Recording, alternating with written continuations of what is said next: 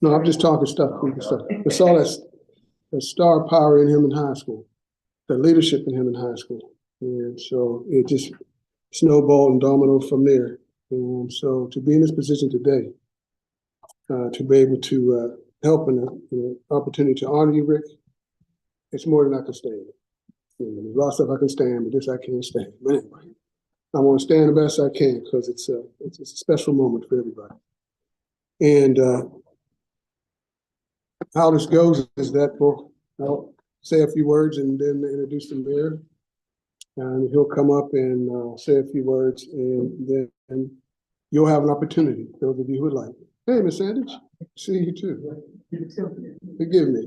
And have an opportunity to talk about what Rick Adams means to you, what his life has done for us and what he's done for our community. Because it's not much for us to read a proclamation, it's for us to be able to have an opportunity to speak to him, talk to him about what he means to us and what he means to our society. Are y'all with that? We'll see. You tell me about the party. I can't tell you anything. But the beautiful thing about it, Rick, you get to talk after this. So you can set the record straight. Got it? We'll see how good that is. Well, all right. Good morning once again to everybody. We're here to honor the extraordinary Richard Rick Adams this morning. It is a pleasure to be here. My name is Melvin Hubbard Eel, and I'm the Senior Community Advisor for Mayor Ed Gainey. And as I said earlier, it's good to honor a brother, a man of distinction, Brother Richard Rick Adams. And I also this is going to be streamed on the Mayor's Facebook page, so you can see this after this is over on his page. Again, and again. So you have to see that. And so, as I said earlier, it's just a special moment to be able to have this honor for someone who's given so much at an early age, consistently throughout his career. I can remember watching Rick walk around Westinghouse, and there's those students, and then there's those students. Rick was one of those students. I was one of other students. So you can see the distinction in how he presented himself as a young man, as a young brother around Westinghouse and also out in the community. And also when he did his work with Operation Better Block. I believe, in my opinion, he set the foundation to change the landscape of homework through his organizing. He did that for 10 years. So I'm just grateful to be here to say a few words on behalf of Brother Rick and look forward to us honoring him. And again, we're honoring the extraordinary Richard Rick Adams. Can you say honoring the extraordinary Richard Rick Adams? It's my pleasure being to you, our Mayor, Honorable Ed Gainey.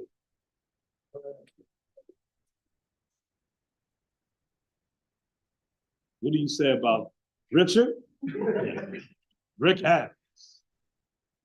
No, for me, it's an honor to do this.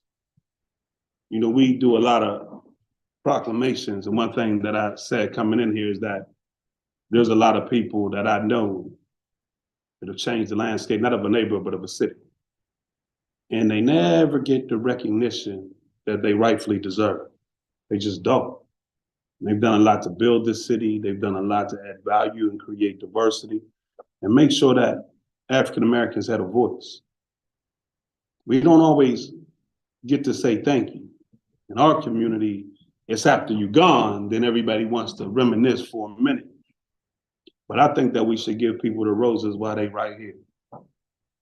And this is something that I really gonna enjoy today. So I'm gonna tell you, when I first got back from North Morgan State University, and I got into community development work, my first campaign was a guy who was running in the special election named Salahuddin. And I was working with him, and I said, I'm gonna do some things out east. I wanna get into community development. He said, go see Rick Adams. He said, Rick is the best I know out east. He said, I want you to go meet Rick Adams. He said, if you wanna learn anything, I shared this with Rick. If you wanna learn anything, go out there and talk to Rick Adams. So I didn't wanna go up to him because I ain't know nobody. I was just, somebody just getting into the community on a different level. And I used to watch Rick at meetings. I used to watch him in the community, be a voice for the community, always speaking up, making sure that at the community, African Americans were being in a situation where their voice was being heard and that it made sense. And I learned a lot from Rick, mainly just how to stand up even through adverse situations at times, and being able to stand on what you believed is right and having absolutely being unapologetic about it. And so I just want to say thank you. I want to say thank you for what you've done to this city, for what you've done at home. I mean, I know you went to Westinghouse and stuff like that, but we're gonna forget that right now. But you know what I mean? I can't say enough for what you've done for this city, man. Straight up. I mean, we could go down a list. But I also want you to come up here. I want y'all to talk about what he mean to you. And so here's what I mean by that. Everybody don't love somebody the same way. Everybody don't love someone the same way. There's a reason why his love meant something to you. And I want you to express to Rick what that meant. So at the end of the day, when he leave out here, he can see how he impacted your life. A lot of times we just tell people we love them, but never why. I want you to explain to Rick why, what his love meant to you, so that he can see the diverse ways that his love has touched somebody and raised them up. So now I know a lot of y'all, so please don't let me call y'all by name, because you know I will. Who's going first? I'm gonna count to three. Here come Will. Here come another patriarch. Here come another patriarch. Now you gotta come up here. Yeah. Come up here. North side. Give me the back. Don't give me the back. Give me the back. Give me the back. Now, very quickly though, I'm a native North Sider, and listened to the brothers earlier talk about Stagno's Bakery. And when I was a child, my father used to had a very dear friend that lived on, I can't recall the street, but we stopped by Stagno's. He had a donut for me, get a coffee and donut for him. We went on to care business. But anyway, I met Rick back in the 1960s.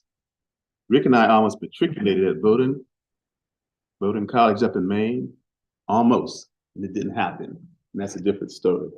But anyway, giving all praise to our creator. When I look at Rick, I think of his dad, God rest his dad's soul, who I work with at the URA.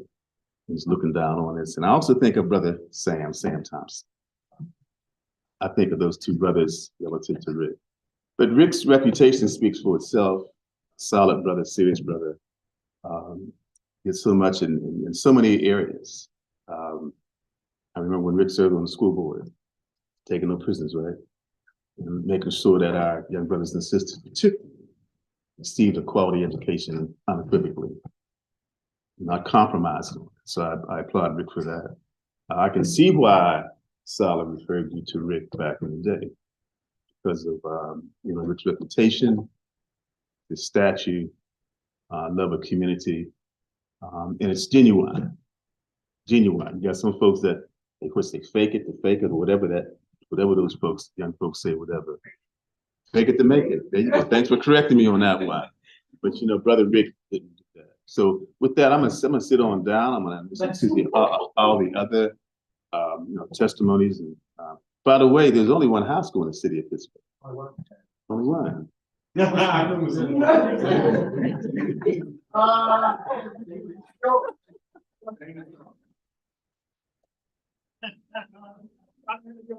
Soon as I got Mr. Morris with the first.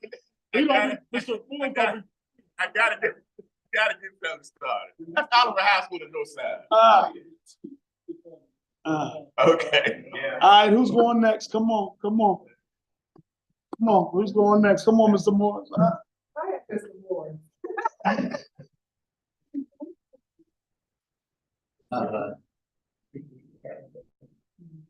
So Rick and I went to middle school and high school together. He came from Belmar and I came from Baxter, but we all ended up at Westinghouse. The important thing is that he had courage and conviction, which is not a thing that you get, when you're in the 9th and 10th grade. Our careers started really as a result of activities that we were engaged in as students. We learned how to talk to people. We learned how to be steadfast in our beliefs. And we learned that we could always have the ability to cut a person down to his size. Okay. So be it that there will be no kids in school across the city, or there would be no kids at Westinghouse. We learned that challenge. Rick took it to another level through the school board, through the Jesse Jackson campaign, and even running for office himself. I was his street coordinator, and part of my job is to get Rick out in the street. Let's go do some Giant Eagles, man. Let's do some bus stops. Let's do all of these things. He would be down with it, but his biggest thing is I want to debate my opponent. I want to debate my opponent. We would be like, he is not going to debate you. You can forget that. Unless we sneak up on him at his radio show, he's not going to debate you. Rick had full policy plans, a way forward, or what have you. But we learned the one thing in politics that sometimes trumps everything is that we didn't have no money. Okay? We didn't have no money. So I thank you for being there, for being intuitive, and more importantly, man, for always standing up. You may not remember this, but we sat in a room like this, and we met with the superintendent of schools, Mr. Kiskunis. Okay, and we had our little demands, and he started off the meeting by saying, "You all know that I'm a Marine. We're some kids from Homewood." We're like, "We don't care if you're a Marine." We're focused on more Black teachers, Black history. That's what we're focused on. And so he gave us a challenge, and Rick will remember this. He said that we had to find a teacher at Westinghouse who would teach Black history. We had to get 36 students to attend the Black history course, and we had to read the books and select the ones that were going to be used during the course. So, he thought it was an impossible task for some young brothers that wasn't organized. All right. All right. We went back to school. Mr. Huddle was the teacher. We got our friends to take the class. We spent the summer, and we picked John Hope Franklin from Slavery to Freedom and his workbook as what the text was going to be. That, brother, is something that people just don't do every day. Wow. Come on.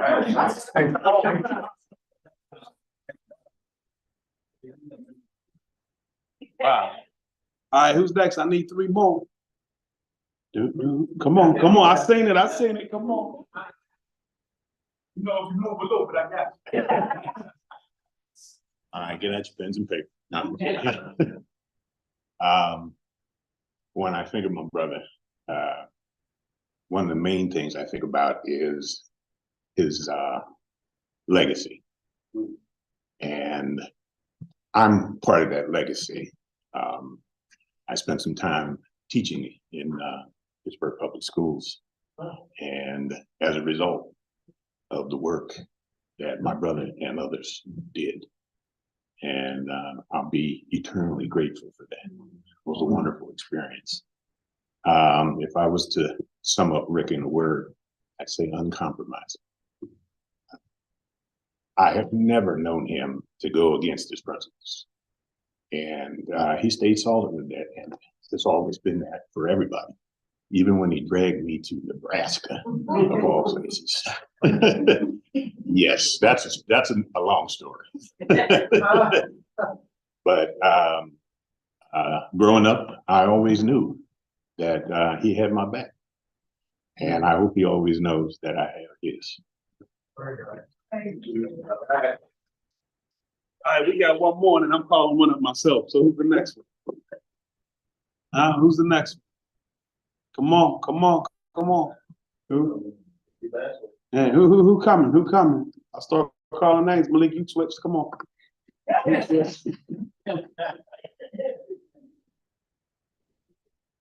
got one coming. I know you do. I got one coming back. See, already know. Gotcha. See, already know. So I will get ready. All right.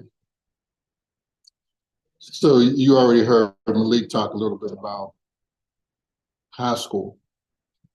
And, you know, the late 60s were some really heady days. That's all I could say. And much of what you heard about what happened, particularly at Westinghouse. And I was just telling them, I had somebody reached out to me a couple, last year. I don't know this guy. And he had all of these details and this information about all of the student activism and the organizing that went on at Westinghouse High School during the late 60s. And he wasn't lying because he had all these details. I'm trying to figure out, who is this cat? You know, and he's down in Florida somewhere. And I was like, well, I don't know if this guy's part of the COINTELPRO program or, you know, I don't know who this guy is. I told Rick about it and I told Malik about it. And I said, you know, I'm gonna reach back out to this guy because he has so many of the details about the organizing that went on that, I mean, he had credibility. And I said, we need to fill in the rest of the blanks. We need to try to fill in as many of the blanks as possible. I was talking with Rick yesterday, and I mentioned the convention, the Democratic convention from a couple of weeks ago. And there was the moment in the convention, if you saw it, if you followed any of it, when they brought Reverend Jackson out, Jesse. And I immediately thought about Rick. And I told him yesterday, I said, do you remember us sitting in that hotel room when Jesse came here during his campaign for the Labor Day parade?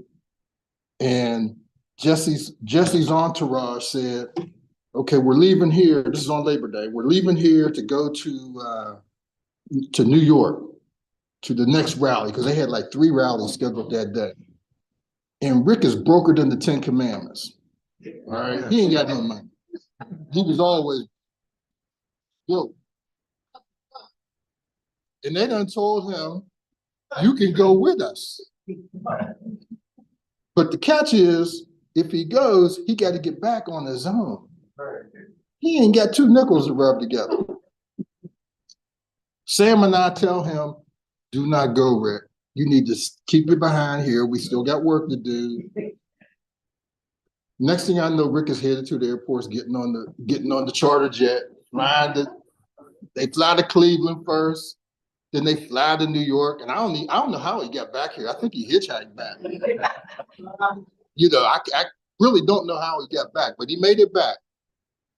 The reason why I brought this up though was because, and you've heard some of this, a lot of the work that was done during during Jackson's run resulted in the changes in the Democratic Party's rules around delegate apportionment.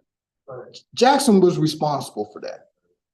And the organizing that went on at the grassroots level, and Rick was an integral part of that work, particularly here in Pittsburgh, and there was other work too, some of it we can't speak of. But that was all part of this legacy that Miles was just referring to. And we need to try to fill in the blanks as best we can about how all of this sort of got to where we are today.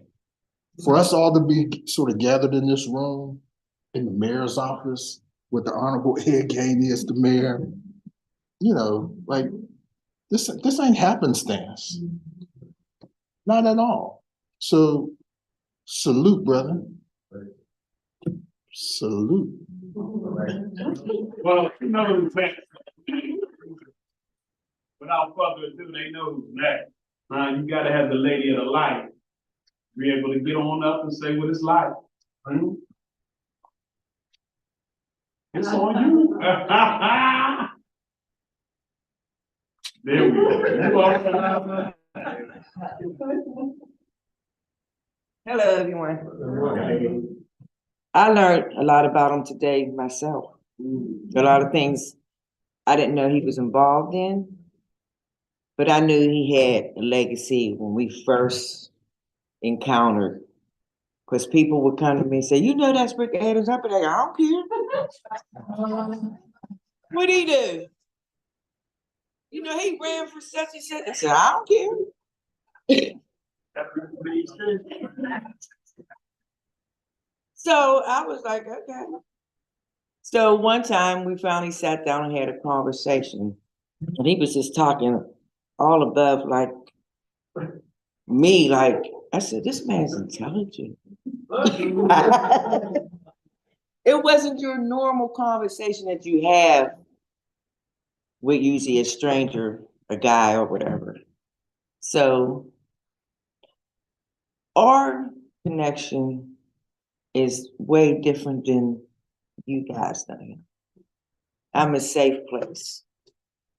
I'm his quiet place.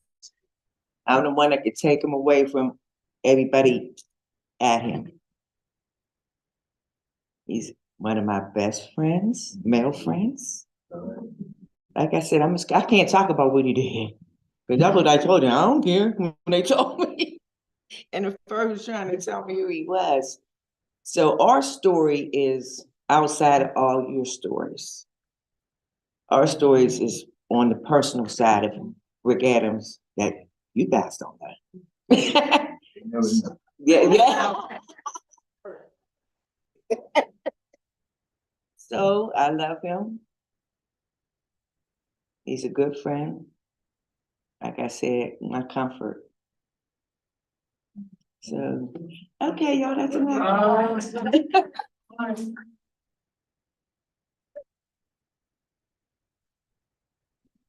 Honoring the extraordinary Richard Rick Adams.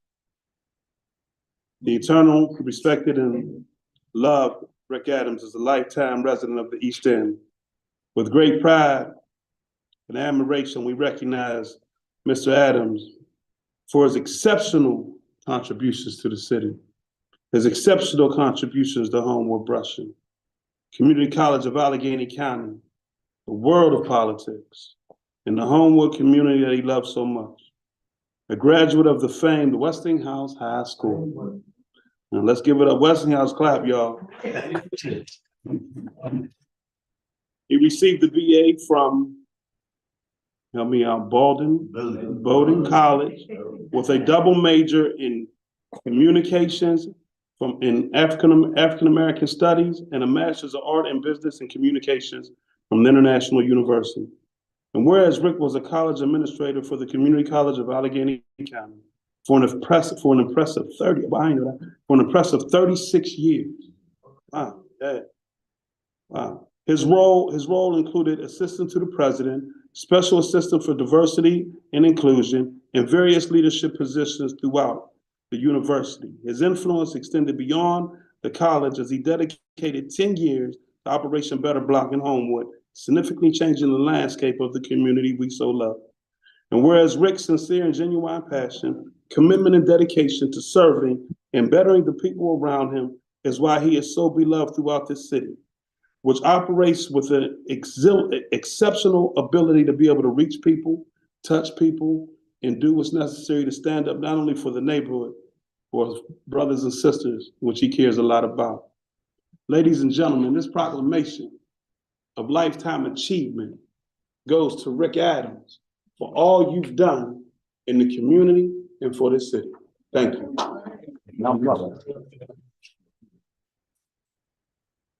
Woo. Y'all bring out some early feelings. I still am, I know you'll find this hard to believe, I still am kind of shy. Right, go ahead, get your laugh out every day. No, I would like be hesitant to go up to a desk where the secretary sat to ask something. I mean, seriously. So overcoming that was a big thing for me. And I know it doesn't, that doesn't even sound right. Even when I say it, it's like, oh, they're gonna throw you out of here.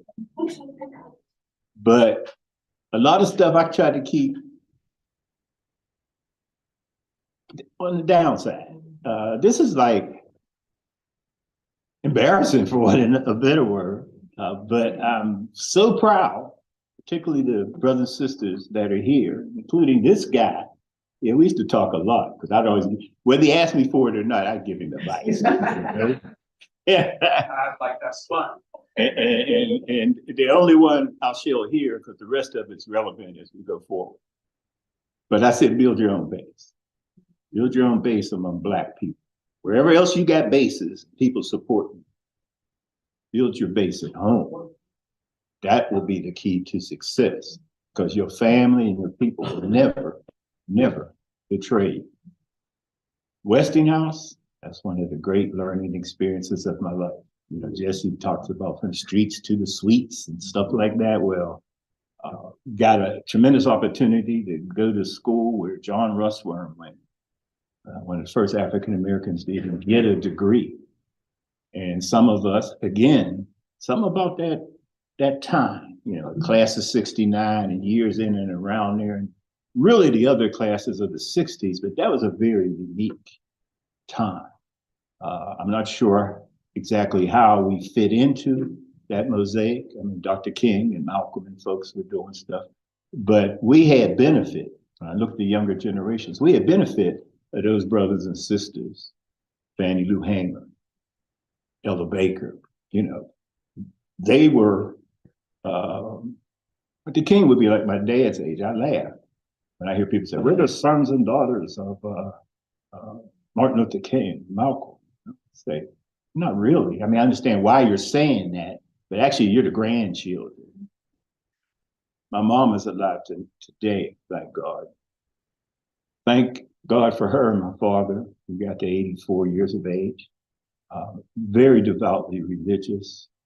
I'm kind of the radical renegade in a way, but I thank God that my inspiration, my vision, sometimes I know things, and it's not from intellect or being, Shell, what did you call me? Highly intelligent. Regret Yeah, you know, you should see the beat up.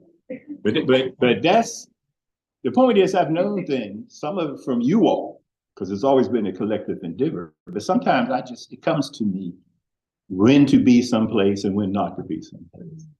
What to say or when not to say anything. And I've always valued that innate and celestial kind of knowledge.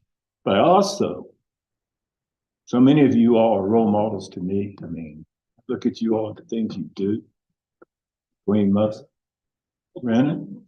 I mean, there's some sisters. I would tell Tomanika, many of you know Tomanika House, and her sister, Jamel. And I'll never forget, they came into a meeting around the URA. And they had on the sharpest African garb, galas, and they were like, I mean, it was like bright colors. I'm mystified right there, like, wow, who are these sisters? When they got to dressing down these folks, had a pad and a pencil. Question number one. Well, question number two. Now that you say that, question number three, put these folk who began the meeting white but ended it red, put them through some changes. I had never seen that like that. That was my role model. I was like, oh, sisters, bring it up. Then, of course, there were the brothers. There were the brothers that came along. So many strong brothers. You all in the room and those who have gone on from this time. Massa, Sanjulo. I mean, we start to name some of the brothers that we all, Bowie Hayden. I know some of the more conservative, older people in the community look at me when I bring up Bowie. But he's one of the first people that I got a leaflet off of his passing stuff off. But that also included Ed English, Gerald Fox. Around the alderman's office, they would talk politics and stuff. So I'd listen. You know, a lot of people don't know that we had aldermen. At the time we had aldermen. Walter Anderson, I think, it's on Homewood Avenue. But today, we are where we are because we all stand on the shoulders of giants. And so I don't want to go too long. I just want to enjoy this moment. I mean, it's nice to see you all and to hear things said when I'm not laying on a table, you know, laid out. And I hope I'll still be able to hear. Because one of the things that did help me along belief in life, everlasting, ongoing life, is that in my, I guess, arrogance, really, whatever, I just couldn't imagine being gone forever, especially if I only get If I get my mama's time, 96 years, and I understand how long the earth has been here. So I know I'm a spirit and a spark from God. So wherever I next go, I'm gonna keep fighting and enjoy this place where I'm now. So in closing, anytime you want to have a conversation about what more we can do, because I argue with a good friend who talks all the time about what he can no longer do because he's getting what I'm getting. You know, feet hurt and leg ain't as strong. You know, you marching down to nothing. I'm marching. I ride down, but I'm not marching. You know, I used to go down to marches in Washington. Shoot, I thought it was strong. I learned out later I was really hurting myself. I wouldn't go to the bathroom. I wouldn't eat nothing. I would stand there most of them hours, which, you know, the march, by the time you walk down there, stand there and hear the speeches, you talking 10 hours or something, you know. Then at the end of the day, maybe I would visit the men's room then. But my point is, how you once stood, you can't stand, at least physically. But you still can stand now. And thank God for high tech.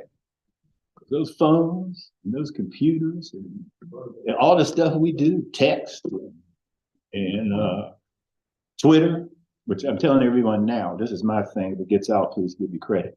I call it Zwitter. You've seen people with an X. How is it pronounced? So I say this is Zwitter. And you get a Zweet. So I should patent that. But anyway, we have all these things. We can text folks. We can TikTok folks. There's so many ways we can communicate. And in this period here, we need to make people understand that there's a great threat that's beyond Democrats and Republicans. It's a threat to democracy. It's a threat to a person rather close spiritually to somebody in the 1930s in Germany pulled off something that most of the world was astounded. And he was elected. People don't remember that. He was first elected. He laid out a program, wrote a book saying what he's going to do. So we got to tell all of our family, our children, our cousins, our nieces and nephews, our grandchildren, our friends and neighbors, our parishioners at the church, at the mosque, wherever we go and we inhabit space. We need to talk to everybody about, yeah, you've heard it all the time about how important this election is. But we now got somebody that's going to get in office, and right now it's anybody, which I say is a threat, whoever's in there, an immune president with the Department of Justice that's freestanding only to the point that it reports directly to the president. We got police who run around saying qualified. I don't know why they use the word immunity. They got immunity. Most of us grew up the first half of our life. We never seen a police officer prosecuted for anything. It wouldn't even make the news. Every once in a while there'd be a hearing. And then they got to that point, what would they say? Justifiable homicide. If we think we saw it bad before, if we fail in this historic mission to turn back this tide, we will see some of that stuff again. So I know you'll be with me. So when I call, don't act like, what's this old dude on now? What is he saying we can do? Now we ain't gonna march, but we're gonna use the influence and the connections we got to continue to make this world right. I had a dream at one point of many dreams. One was I was gonna be the first Black man.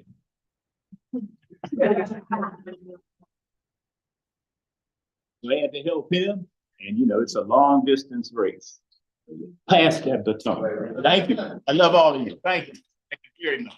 So we ain't done. We're going into the second.